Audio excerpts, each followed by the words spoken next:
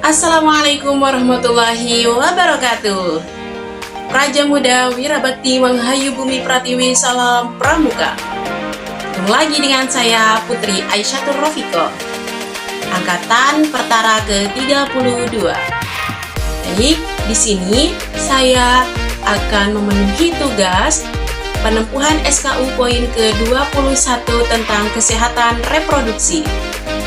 Simak video berikut ini.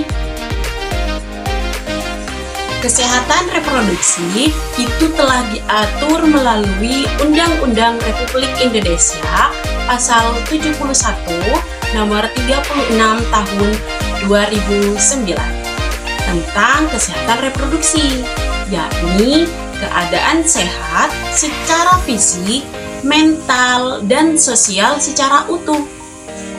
Tidak semata-mata bebas dari penyakit atau kecacatan yang berkaitan dengan sistem, fungsi, dan proses reproduksi pada laki-laki dan perempuan.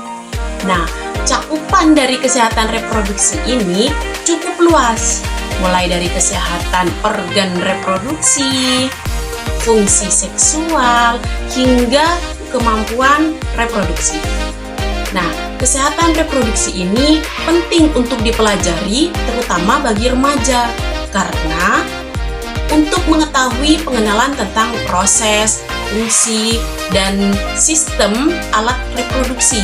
Nah, di mana kita bisa mengetahui penyakit HIV dan penyakit menular seksual lainnya, serta dampaknya pada kondisi kesehatan organ reproduksi.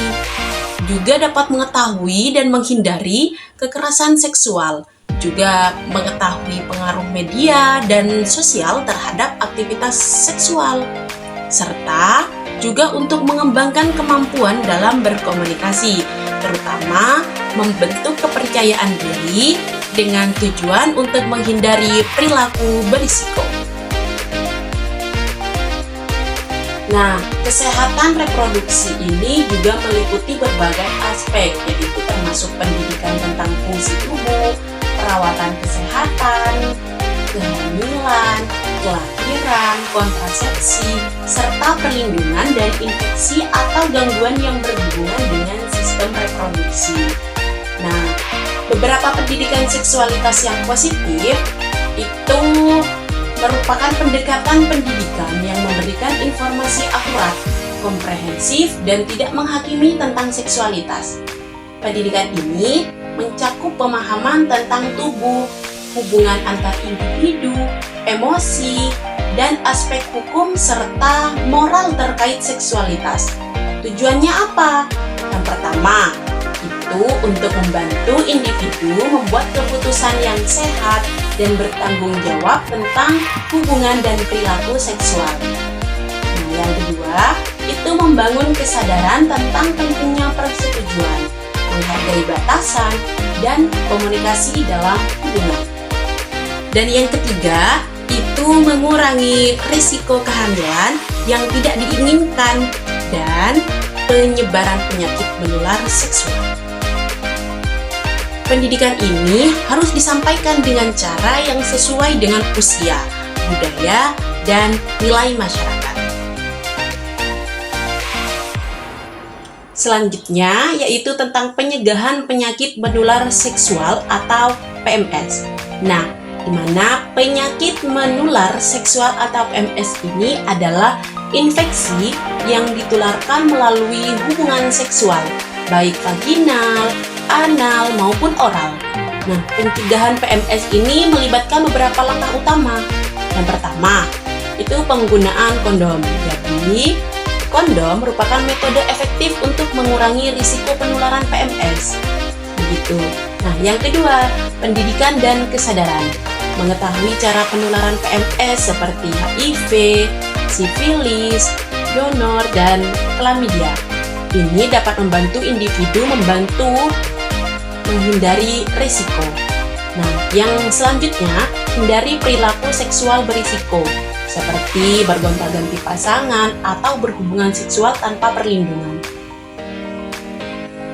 Yang selanjutnya, tes rutin dan vaksinasi. tes kesehatan secara berkala itu penting untuk mendeteksi PMS lebih awal. Vaksin seperti HPV juga dapat melindungi dari beberapa jenis PMS. Nah, selanjutnya yaitu komunikasi, di mana pasangan seksual itu harus terbuka tentang kesehatan reproduksi mereka dan memastikan hubungan didasarkan pada persetujuan yang sehat. Selanjutnya, pembahasan mengenai pola hidup sehat untuk menjaga kesehatan reproduksi. Nah, menjaga kesehatan reproduksi itu memerlukan pola hidup sehat yang meliputi nutrisi yang baik, di mana mengonsumsi makanan yang bergizi untuk mendukung fungsi hormonal pada reproduksi, seperti buah-buahan, sayuran, protein, dan juga lemak sehat. Jadi, yang kedua itu olahraga teratur, di mana aktivitas fisik membantu menjaga berat badan ideal, sirkulasi darah, dan juga keseimbangan hormonal. Nah, selanjutnya itu dengan cara hindari kebiasaan buruk, seperti merokok, mengkonsumsi alkohol berlebihan, dan juga penggunaan narkoba, karena hal itu dapat merusak organ reproduksi. Selanjutnya juga dengan cara kebersihan diri.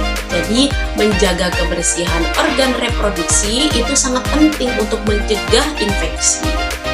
Selanjutnya, kelola stres. Stres berlebih dapat mempengaruhi kesehatan hormonal dan fungsi reproduksi itu. Yang selanjutnya, pemeriksaan kesehatan rutin. Jadi, mengunjungi dokter untuk pemeriksaan reproduksi seperti pap smear bagi wanita atau tes prostat bagi pria. Selanjutnya, yaitu tentang mitos atau kesalahpahaman tentang kesehatan reproduksi. Nah, ini banyak sekali mitos atau kesalahpahaman yang beredar tentang kesehatan reproduksi. Yang pertama itu kayak mitos bahwa menggunakan kontrasepsi itu menyebabkan kemandulan. Nah, tapi faktanya sebagian besar metode kontrasepsi itu tidak menyebabkan kemandulan dan fungsi reproduksi itu kembali normal setelah penggunaannya dihentikan. Begitu. Nah, ada juga mitos bahwa penyakit menular seksual itu hanya menyerang mereka yang aktif secara seksual. Padahal faktanya penyakit menular seksual itu dapat menular melalui kontak darah, jarum suntik, atau dari ibu ke anak selama kehamilan atau kelahiran. Nah, ada juga mitos yang menyatakan bahwa wanita itu tidak bisa hamil saat menstruasi. Padahal, faktanya, meskipun kemungkinannya kecil, seseorang wanita itu tetap bisa hamil jika berhubungan seksual selama menstruasi, terutama jika memiliki siklus pendek. Nah, mitos yang selanjutnya itu menggunakan pakaian ketat itu menyebabkan kemandulan pada pria. Nah, faktanya itu pakaian ketat dapat meningkatkan suhu di sekitar testis, tetapi tidak cukup untuk menyebabkan kemandulan. Selanjutnya, ada yang bilang masturbasi menyebabkan masalah kesehatan reproduksi. Faktanya, masturbasi ini adalah aktivitas normal dan tidak menyebabkan kerusakan fisik pada organ reproduksi. Nah, jadi pemahaman yang benar itu sangat penting untuk mencegah kekhawatiran yang tidak perlu dan mempromosikan kesehatan reproduksi yang optimal. Gitu.